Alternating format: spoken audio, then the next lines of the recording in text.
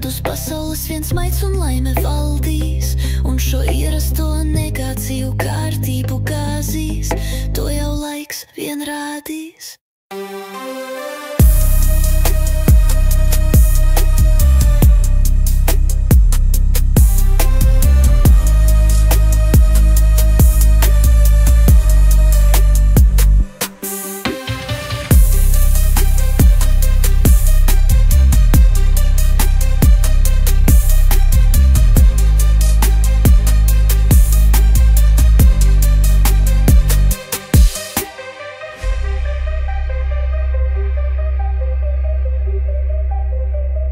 Par to, kā ir iekārtots uz šīs pasaules, ka viens ir laimīgs, bet cits tieši pretēji.